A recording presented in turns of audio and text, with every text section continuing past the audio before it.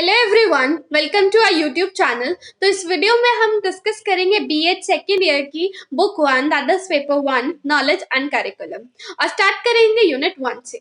तो यूनिट 1 में हम सबसे पहले पढ़ेंगे नॉलेज के बारे में कि नॉलेज क्या होती है। तो स्टार्ट करते हैं अपनी फर्स्ट स्लाइड से, that is what is knowledge. तो आपके अकॉर्डिंग नॉलेज क्या है? नॉलेज किसी भी चीज का ज्ञान, किसी भी चीज के बारे में जानना नॉलेज है, यानी कुछ जानना। नॉलेज में नो वर्ड आ रहा है और नो मतलब होता है जानना। किसी भी चीज के बारे में जानना क्या कहलाता है? नॉलेज। आप यहाँ पर B.ed लेक्चर वीडियो लेने आए हैं, यानी आप सीखने आए हैं कुछ और लर्न करने आए हैं, तो लर्न करना इज ऑल्सो अ नॉलेज। कुछ फैक्ट्स के बारे में पता होना भी एक नॉलेज है। जैसे कि आपको पता है कि सन ईस्ट में राइज करता है ना, तो ये एक फैक्ट है। फैक्ट की नॉलेज है आपको, और फैक्ट की नॉलेज भी, फैक्ट की क्या है? नॉलेज। तो फैक्ट के बारे में जानना भी क्या है? एक नॉलेज है। तो किसी भी चीज के बारे में जानना, फैक्ट के बारे में जानना, सब्जेक्ट के बारे में जानना, चीजों के बारे में जानना और अपने खुद के बारे में जानना क्या है? ज्ञान यानी नॉलेज। ठीक है। नॉलेज को हम क्या कहते हैं? विद्या कहते हैं। आप विद्या ग्रहण करने चाहते हैं, है ना, तो विद्या क्या है? नॉलेज है। और नॉलेज कैसी है? डायनामिक है। डायनामिक का मतलब क्या होता है कि चेंज होती रहती है, अपडेट करते रहते हैं आप नॉलेज को अपनी, है ना। जब आप नेक्स्ट डे जाएंगे कुछ और सीखेंगे, तो वो आपकी जो प्रीवियस नॉलेज में अपडेट होता रहेगा। तो इसका मतलब नॉलेज फिक्स नहीं है। नॉलेज क्या होती रहेगी? चेंज होती रहेगी। तो it is dynamic in nature. यहां तक आपको क्लियर हुआ कि नॉलेज एक्चुअल में होती क्या है। अब हम देखते हैं कि नॉलेज के अलग अलग फिलॉसफीज के अकॉर्डिंग क्या पॉइंट ऑफ व्यू रहे। जैसे कि पहली हमारी फिलॉसफी है वेदांता फिलॉसफी। पहले हम वेदांता का मतलब समझते हैं। वेदांता मतलब वेदों का अंत। तो वेदों का अंत यहाँ पे मतलब नहीं है कि वेदों का अंत हो गया। यहाँ पर मतलब है कि जहां पूरे वेदों का निचोड़ है, उसको हम क्या कहते हैं? वेदांता। ठीक है। वेदांता फिलॉसफी के अकॉर्डिंग अगर मैं आपसे पूछूं नॉलेज क्या होती है, तो उनके अकॉर्डिंग नॉलेज दो पार्ट में डिवाइडेड है। देखो दो पार्ट में किस तरह डिवाइडेड है उनके अकॉर्डिंग। आपने सुना होगा ऋग्वेद, समवेद या यजुर्वेद, वेद होते हैं। तो वेद में क्या है? नॉलेज ही तो है। वेद के अंदर हम ज्ञान ही तो प्राप्त करते हैं। तो वो जो वेद हैं उनके अंदर ये ऋग्वेद या समवेद, सब हमारे वेदों का कलेक्शन क्या है? एक नॉलेज है। और दूसरे टाइप की नॉलेज क्या होगी? पहली नॉलेज तो हो गई हमारी वेदों का कलेक्शन। अब मैं दूसरी नॉलेज की बात करूं, तो दूसरी नॉलेज क्या है? जहां पर प्रोजेस लिखते हैं, यानी कविताएं लिखते हैं। आपने देखा मीरा भगत है, उन्होंने कविताएं लिखी, तो वो प्रोज के अंदर आ जाएगा। वो भी हमारी क्या है? नॉलेज है। अब बात करते हैं इन्हीं के अकॉर्डिंग हम नॉलेज को कितने एक्चुअली दो पार्ट में डिवाइडेड कर सकते हैं, एक पराविद्या और एक अपराविद्या। अब पराविद्या क्या होता है? परा मतलब मटेरियल नॉलेज, मतलब मटेरियल वर्ड की नॉलेज, मतलब जो आपके आमने सामने है, मतलब आप जिसे देख सकते हैं। और अपराविद्या मतलब स्पिरिचुअल नॉलेज, भगवान का ज्ञान। वो हमारा क्या हो जाएगा? जिसे आप नहीं देख सकते, जिसको आप सिर्फ इमेजिन कर सकते हो। तो जो इमेजिनेशन वाली नॉलेज है वो आपके किसके अंदर आ जाएगी? अपराविद्या के अंदर। और पराविद्या के अंदर कौन सी नॉलेज आ जाएगी? Material knowledge. अगर मैं बात करूं अब नेक्स्ट फिलॉसफी यानी भगवत गीता के अकॉर्डिंग, अगर मैं इंडियन फिलॉसफी में बोलूं, तो इंडियन में भगवत गीता ही एक ऐसा एकमात्र ग्रंथ है जिसके अंदर संपूर्ण ज्ञान है ना। तो भगवत गीता हम के अकॉर्डिंग नॉलेज क्या होती है मैं बोलूं, तो भगवत गीता के अकॉर्डिंग है यूनिटी इन डाइवर्सिटी, मतलब भिन्नता में एकता।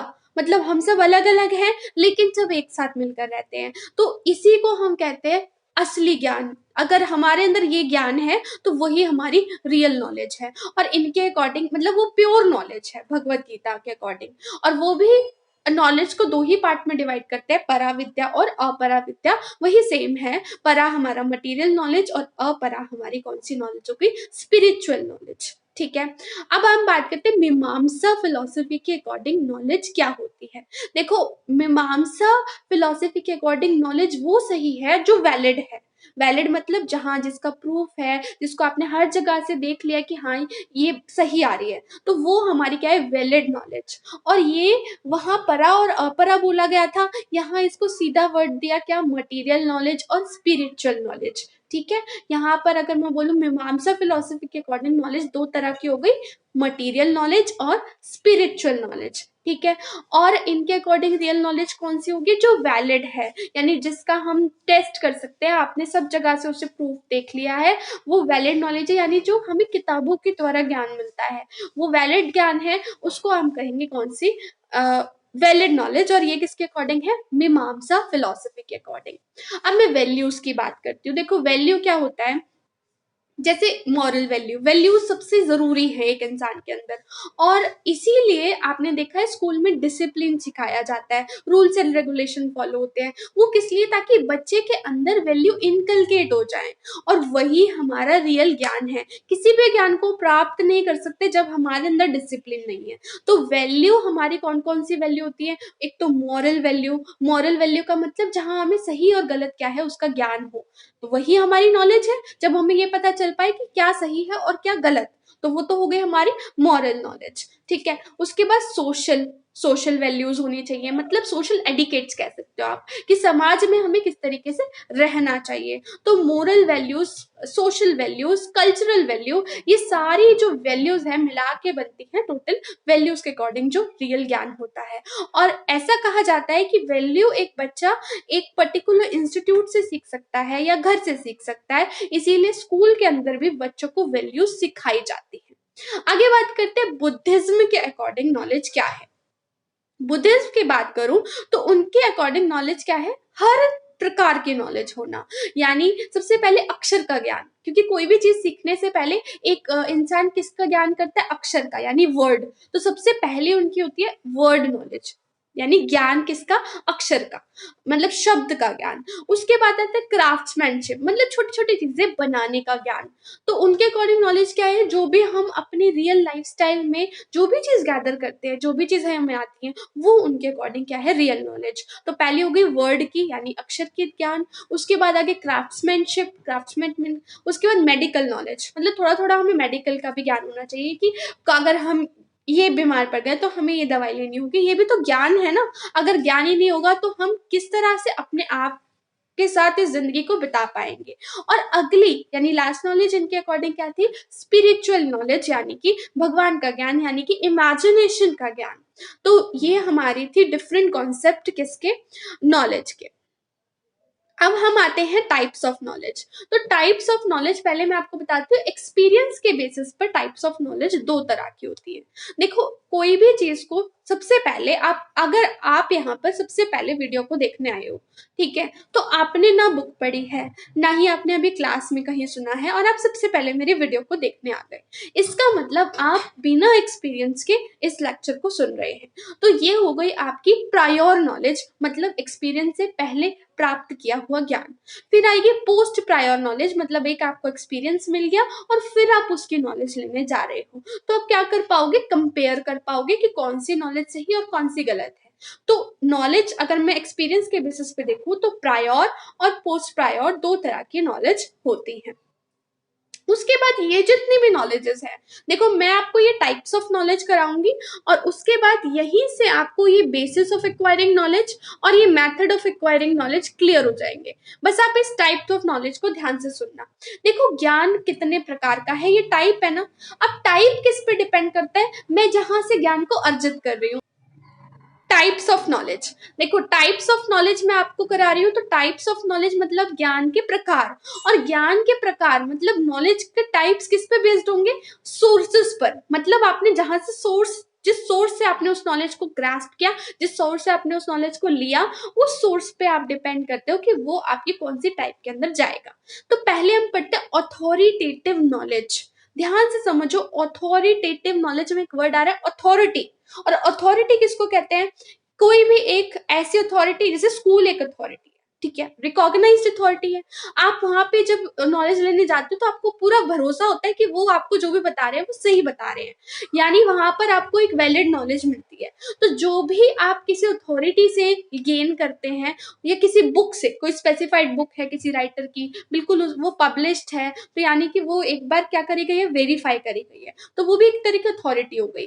तो यार फिर आप किसी स्पेशलिस्ट के पास जाके कोई नॉलेज लेते हो, तो ये तीनों ही टाइप के नॉलेज आपके किसके अंदर आ जाएंगी, अथॉरिटेटिव नॉलेज के अंदर, क्योंकि आपने अथॉरिटी से ली है, वैलिड है, और ये ट्रू नॉलेज होगी। अगर मैं बात करूँ साइंटिफिक नॉलेज की, नेक्स्ट टाइप जो है हमारा, उसमें क्या है, आप एक्सपेरिमेंट और ऑब्जर्वेशन के बेसिस पर अपनी नॉलेज को देखते हो। यानी आपने कुछ एक्सपेरिमेंट किया, उससे कुछ ऑब्जर्वेशन आई और फिर जो आपके माइंड में चीज बैठ गई, उसको हम क्या कहेंगे, साइंटिफिक नॉलेज। ठीक है। फिर आते हैं हमारे एम्पेरिकल नॉलेज। एम्पेरिकल नॉलेज वो होती है जो हमारे सेंसेस के थ्रू हमें मिलती है, और सेंसेस हमारे कौन से, 5 सेंस ऑर्गन, यानी eye, ear, nose, skin and tongue. तो सेंसेस के थ्रू जो भी हमें नॉलेज मिलती है उसको हम कहते हैं एम्पेरिकल नॉलेज। फिर आती है रैशनल नॉलेज। अब देखो, कोई भी ज्ञान को आप ऐसे नहीं ले लोगे कि और अपनी मेमोरी में फिट कर लोगे, आप अपनी थोड़ी थिंकिंग भी लगाओगे, और जहां पर आ जाती है आपकी थिंकिंग, यानी आप सोच समझ के किसी नॉलेज को, किसी ज्ञान को ले रहे हो, वो आपका हो जाएगा रैशनल नॉलेज। यानी इसके अंदर आपने अपनी रीजनिंग भी लगाई, तर्क भी लगाया कि हाँ भाई, किसी ने आपको बता दिया सन वेस्ट में राइज होता है, तो आपने उसे मान नहीं लिया, आपने उससे पहले उसको अपनी थिंकिंग लगाई कि क्या ऐसा सच में होता है। तो वहां आ गई आपकी कौन सी, रैशनल नॉलेज। फिर हम आते हैं किसमें, प्रैग्मेटिक नॉलेज। प्रैग्मेटिक नॉलेज मतलब जो आपने सब कुछ नॉलेज लिया, अब यही नॉलेज जहां आज तक जो भी आप नॉलेज लेते आए हो अपने एक्सपीरियंसेस के थ्रू, वो सारी आपके प्रैग्मेटिक में आ जाएगी। क्यों? क्योंकि आप कि लाइफ में जितने एडजस्टमेंट आप करते हैं वो नॉलेज के बेसिस पर कर पाएंगे। तो ये आपके किस लिए जरूरी होगी, ताकि आप एडजस्ट कर पाए अपनी लाइफ के साथ। फिर है revealed knowledge. Revealed knowledge is the real knowledge, मतलब रिलीजियस नॉलेज, मतलब रिलीजियस ज्ञान, यानी भगवान का ज्ञान, स्पिरिचुअल नॉलेज, वो हमारे किसके अंदर आ जाएगी, रिवील्ड नॉलेज के अंदर। फिर है इंट्यूटिव नॉलेज। देखो, इंट्यूटिव नॉलेज क्या होता है, सब्जेक्टिव, वो मेरे लिए कुछ और होगी, आपके लिए कुछ और होगी, और पर्सन टू पर्सन डिफर करेगी। सब्जेक्टिव मैंने इसको इसलिए कह दिया क्योंकि it depends from person to person, यानी it varies from person to person. एक चीज को लेके मेरी नॉलेज अलग हो सकती है, आपकी अलग, और वो कब होगी, वो हमारी इंट्यूटिव नॉलेज होगी। मतलब कोई एक प्रॉब्लम आती है, वो प्रॉब्लम में रिएक्ट मैं कर रही हूँ, मैं अपनी नॉलेज के अकॉर्डिंग रिएक्ट कर रही हूँ, वहां मैं अलग तरह से रिएक्ट करूंगी, आप अलग तरह से रिएक्ट करोगे। ये आई इंट्यूटिव नॉलेज। क्यों? क्योंकि ये डिपेंड कर रहा है मेरे पर्सनल एक्सपीरियंस पर। इसका मतलब it is subjective in nature, ये हम बता नहीं सकते कि किसके अंदर कितनी है। तो पर्सनल है प्लस स्पॉन्टेनियस है, मतलब आप सोच समझ के कुछ नहीं कर रहे, स्पॉन्टेनियस हो रहा है, अपने आप ही होता चला जा रहा है। ठीक है। तो ये थी हमारी टाइप्स ऑफ नॉलेज। आगे हम देते हैं basis of acquiring knowledge. Acquire करना मतलब नॉलेज को गेन करना। मैंने अभी बताया, टाइप अच्छे से समझ लो, उसके बाद दोनों स्लाइड आपके लिए ऐसे काम की बिल्कुल अच्छे से हो जाएंगी। पहले बेसिस ऑफ एक्वायरिंग नॉलेज मतलब हम अपनी नॉलेज को कहाँ कहाँ से एक्वायर कर सकते हैं, क्या क्या आधार हैं जिन आधार पर हम अपनी नॉलेज को गेन करेंगे। सबसे पहले है सेंसेस के बेस पर, मतलब अपने सेंस ऑर्गन से, यानी हमने कुछ देखा और हमें पता चला, हाँ इसको देखो, जैसे किसी ने देखा कि रेड लाइट को किसी ने पढ़ा नहीं मान लो, और वो ट्रैफिक पे देख रहा है, रेड लाइट को देखकर सारे रुक गए। इसका मतलब क्या हुआ, उसने सेंसेस से एक नॉलेज गेन कर दी। क्या नॉलेज गेन कर ली, कि रेड लाइट पर जाकर रुकना होता है। तो ये नॉलेज किससे आ गई, सेंसेस के थ्रू। फिर आ गई रैशनल नॉलेज, यानी लॉजिकल थिंकिंग, हम लॉजिक अप्लाई करते हैं अपने, तो वो हमारी रैशनल नॉलेज हो गई। मतलब ये हमारे किस बेसिस पर है, हमारी थिंकिंग के ऊपर, हमारे लॉजिक्स के ऊपर। और अगली है हमारी स्पिरिचुअल नॉलेज, जो किस पे बेस्ड है, विजडम और इंट्यूशन। मतलब विजडम क्या है, सही और गलत के बीच में जब आप अंतर समझ पाओ। देखो, रियल ज्ञान वही है जो सही और गलत के बीच में अंतर बना पाए। तो रियल नॉलेज, स्पिरिचुअल नॉलेज कब आएगी, जब हमें विजडम की नॉलेज हो, और इंट्यूशन यानी हमारे अपने विचारों के अकॉर्डिंग। तो स्पिरिचुअल आपने देखा है, हर कोई तो स्पिरिचुअल नॉलेज में नहीं होता। इसका मतलब ये है ना कि पर्सन टू पर्सन डिफर कर रहा है। क्यों? क्योंकि ये अपने पर्सनल एक्सपीरियंस पर भी डिपेंड करता है। तो ये हमारे हो गए बेसिस फॉर एक्वायरिंग नॉलेज। और अब मैं बात करूं मेथड ऑफ एक्वायरिंग नॉलेज, तो जो हमने टाइप्स ऑफ नॉलेज में पढ़ा वही यहाँ पर आ जाएगा कि हम नॉलेज किस तरह से एक्वायर कर सकते हैं। अथॉरिटी को अपील करके, जैसे अथॉरिटी का मैंने समझाया था, बिल्कुल सेम है। फिर है ट्रेडिशन। ट्रेडिशन की मैं बता दी, अथॉरिटी आपकी बिल्कुल सेम हो जाएगी जो हमने पीछे डिस्कस किया। अब मैं बात करती हूँ ट्रेडिशन की। अब ट्रेडिशन चलता आ रहा है, ट्रेंड है कि लड़के ऐसे ही कपड़े पहनेंगे, लड़के ऐसे ही कपड़े पहनेंगे। बट आपने देखा कि ट्रेडिशन वाली जो नॉलेज है वो जरूरी नहीं कि सही नॉलेज हो। आपने आज भी देख लिया कि कितने सारे ट्रेडिशंस हमने बदल दिए हैं। क्यों बदल दिए? क्योंकि वो सही नहीं थे, है ना। तो अपील टू ट्रेडिशन मतलब जो ट्रेडिशन से हमने एक्वायर करी है, ट्रेडिशन से हम एक्वायर करते हैं नॉलेज को, तो वो हमारी जो नॉलेज है हमेशा सही नहीं होती, लेकिन हाँ तब भी हम उनसे कुछ सीखते हैं। फिर आ गई सेंसेस से, और फिर सेंसेस वाली भी हम डिस्कस कर चुके हैं। अब इंडक्टिव और डिडक्टिव मेथड, ये सबसे इंपॉर्टेंट है कि नॉलेज को एक्वायर करने का। इंडक्टिव मेथड में क्या होता है, ये हमारा है इंडक्टिव और डिडक्टिव मेथड, ये डी है, ठीक है। तो इंडक्टिव और डिडक्टिव मेथड में क्या है, इंडक्टिव में हम पहले एग्जाम्पल को डिस्कस करते हैं, जैसे कि मैंने आपको एग्जाम्पल कोई समझाया और फिर मैंने आपको उसको कॉन्सेप्ट बताया। मतलब कोई भी आइडेंटिटी, जैसे मैथ में अगर मैं क्वेश्चंस समझाने की कोशिश करूं, तो पहले मैं आपको एक एग्जाम्पल दूं कि हाँ ऐसा होता है, और फिर मैं एक जनरल फॉर्मूले के साथ आपके सामने आऊं, तो वो तो हो जाएगा आपका क्या, इंडक्टिव मेथड। और डिडक्टिव मेथड क्या होगा, पहले मैं आपको समझा दूं, देखो ऐसे ही करना है, मैंने आपको फॉर्मूला बता दिया, a प्लस बी का whole square, A square plus 2ab plus B square होता है, और फिर मैं आपको क्वेश्चन दूं, आपको तो क्या करना है, सिंपल क्वेश्चन के अंदर वैल्यू डालनी है अपनी फॉर्मूले के अंदर, वो हो जाएगा आपका डिडक्टिव मेथड, जहां पे जनरल से एग्जाम्पल की तरफ गए, और इंडक्टिव में हम कहाँ गए थे, एग्जाम्पल से जनरल की तरफ। फिर है अपील टू एक्सपीरियंस, एक्सपीरियंस से तो हर कोई सीखता है, हम हर एक्सपीरियंस से अपने नॉलेज को ऐड ऑन करते जाते हैं, तो वो हो गया हमारा अपील टू एक्सपीरियंस। उसके बाद है इंट्यूशन, इंट्यूशन वही है जो हमारे अंदर से आता है, ठीक है, हमारे अंदर जो ज्ञान है।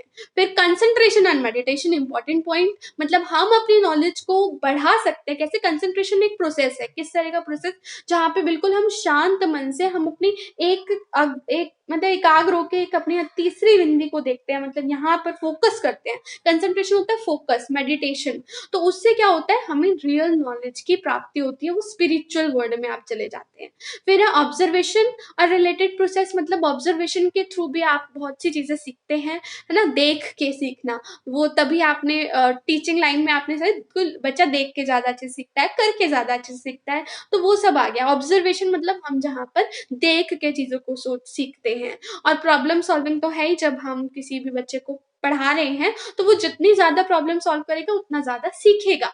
और रियल लाइफ में भी ये इम्प्लीमेंट होता है कि हम प्रॉब्लम सॉल्व करते जाते हैं, स्टेजेस आगे बढ़ती जाती है, तो ये हमारे लिए आसान होता जाता है, क्योंकि हम अपने प्रीवियस एक्सपीरियंस को आने वाली प्रॉब्लम्स में इम्प्लीमेंट करते हैं, ठीक है। तो यही था हमारा फर्स्ट टॉपिक कि नॉलेज क्या होता है, उसके सोर्सेज क्या है, उसके टाइप क्या है, उसके डिफरेंट कॉन्सेप्ट क्या है। तो अगले वीडियो में हम कुछ डिफरेंसेस पढ़ेंगे, और ये वीडियो हम 3 या 4 पार्ट में कंप्लीट कर लेंगे, ये वीडियो मतलब ये यूनिट, ठीक है। तो अगर आपको वीडियो पसंद आई हो, तो don't forget to subscribe our channel and press the bell icon to get instant notification of all our videos. Thank you.